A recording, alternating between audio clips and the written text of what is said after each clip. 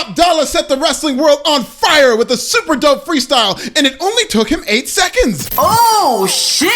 It's Pro Wrestling Bits.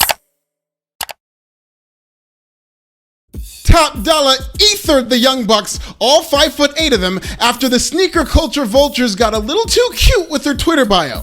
The Young Bucks' updated bio read, spent more on sneakers in September than the entire NXT roster did. That's cute. I was amused. Unfortunately, the fake Jordan connoisseurs stepped to the wrong lane and messed with the wrong one.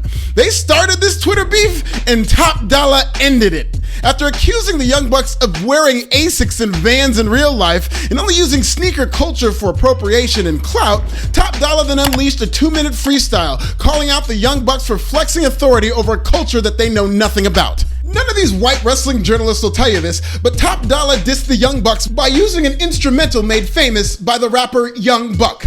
It's levels to this, my Caucasians. By the way, I can't wait to hear 62-year-old Dave Meltzer's breakdown of this hip-hop beef in this week's Wrestling Observer newsletter, because that is going to be hilarious. Top Dollar was trending for 2 days after daring to go after 2 gods of the indies, and that's exactly what this business needs right now. But some people don't want the Top Dollars of the world to speak out on behalf of their own culture. Just look at the slave owner energy in these virgin-flavored tweets from the internet wrestling colonizers. In fact, I'm gonna read some of these trash tweets in my slave owner voice. Hey, Top Dollar, you've worked yourself into a shoot, boy. You've been in this industry just as long as it takes me to order a f***ing coffee, yet you're throwing shade at the legit biggest merch sellers in the plantation. Jesus Christ, the only thing missing is a bullwhip and a wheat straw in his teeth. Here's another one. Top Dollar has been in the wrestling business for 8 seconds. Could be cut tomorrow and sold down the river, and nobody would remember he ever existed a week from now. And he's taking pointless shots at legitimate stars for what reason exactly? There's that word again, legitimate stars. If you watched that Top Dollar freestyle and concluded that he doesn't have legitimate star power, I don't know what to tell you. What are you saying? He's 3/5 of a star, or? Pro wrestling has spent so long catering to the bottom of its fan base that now some of these hardcores and dirt sheets think they have authority over how a grown man deals with his sons.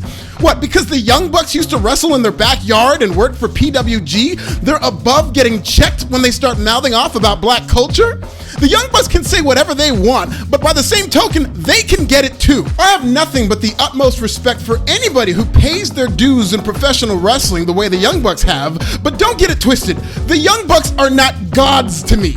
I'm 6'2". I'm not praying to 2 gods who I have to look down to. If I had to get on my knees to pray to the Young Bucks, it would be so that we could be at the same eye level. So no, they're not untouchable gods in my world. Besides, I'm an atheist, and even if I did go to church, it wouldn't be with the good Christian boys. It would be the church of entertainment, charisma, and black culture. Pretty much a Black Baptist church. The Young Bucks can get it too. I don't care how long you've been in the business, entertain me. There's an archaic mentality in pro wrestling that you have to pay your dues and earn the right to speak out on your own, and that has to go.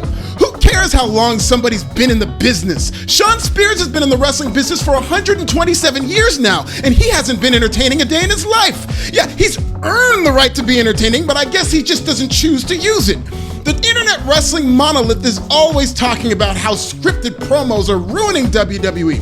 Unscripted this and unscripted that. Well, there's nothing less scripted than a freestyle, and Top Dollar is leaning into his television character with his own voice to create momentum around himself. That's the nature of this business, to get yourself over. Besides, it's not like Top Dollar was responding to a tweet about PWG or Backyard Wrestling or New Japan. The Young Bucks were talking about sneaker culture. That's Top Dollar's lane, and they got checked. What, so if the Young Bucks started lecturing their followers about how Vanilla Ice was so much better than Tupac, Top Dollar couldn't respond because he's never worked the indies? Nah, homie, the Young Bucks can get it too. As a member of the 16% of black people who watch AEW, and a handsome black nerd myself, believe me when I say an entertaining hip-hop beef is exactly what this nerd-infested fan base needs. Less incels, more ether. Less neckbeards, more niggas. Less hardcores, more hip-hop. Less bullshit, more bars. AEW seems to agree, by the way, as the Young Bucks did the smart thing, used their GOAT tag team skills and tagged in their black friend to bail them out. Max Caster responded to Top Dollar after AEW's Saturday Night Dynamite. Kick that shit. Sorry, you always hating. We'll beat you like we beat NXT in the ratings.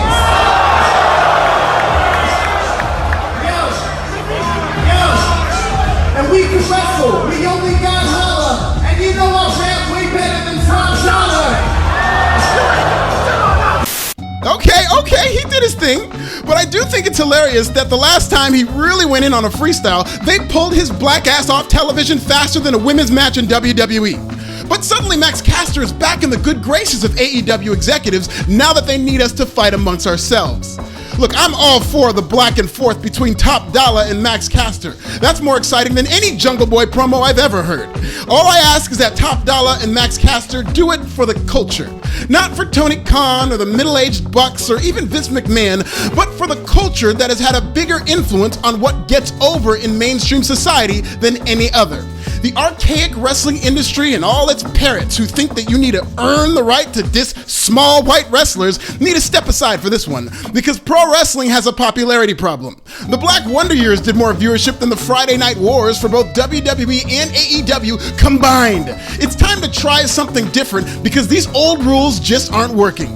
Should Top Dollar respond to Max Caster? Who do you think wins this hip-hop beef? Sound off in the comments.